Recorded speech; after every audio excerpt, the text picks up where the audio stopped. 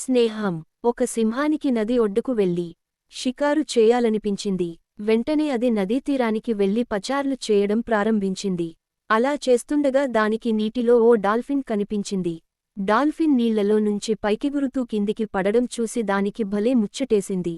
చాలాసేపు డాల్ఫిన్ ఆటలను అలా చూస్తూ ఉండిపోయిన సింహం, నీటిలో ఇలా విచిత్ర విన్యాసాలు చేసే జంతువు మరొకటి లేదు. నేలపై నేను మృగరాజును. డాల్ఫిన్తో నేను స్నేహం చేస్తే ఎలా ఉంటుంది? అనుకుంది. తన మనసులోని విషయాన్ని డాల్ఫిన్కు చెప్పింది. అది కూడా కాస్త ఆలోచించి సరేనంది. ఆ తరువాత చాలాసేపు అవి కబుర్లు చెప్పుకున్నాయి.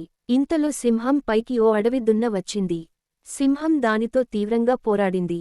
కాని నదీ తీరంలో ఇసుక ఎక్కువగా ఉండటంతో అంత బలంగా పోరాడలేకపోయింది.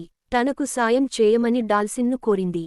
నేను నీటిలో ఏమైనా చేయగలను, నేలమీదకు వస్తే అశక్తురాలిని అని చెప్పి చూస్తూ ఉండిపోయింది. అలా చాలాసేపు సింహంతో పోరాడిన దున్న ఆఖరికి అలసిపోయి తన దారిన తాను వెళ్ళిపోయింది.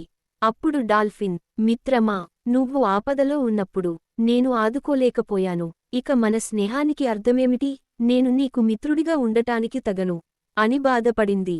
అప్పుడు సింహం, నువ్వు నేలపై పోరాడగలిగితే నన్ను ఆదుకునేదానివే కదా. ఒకవేళ నీకు నీటిలో ఏదైనా ఆపద సంభవిస్తే నేను కూడా సాయం చేయలేను.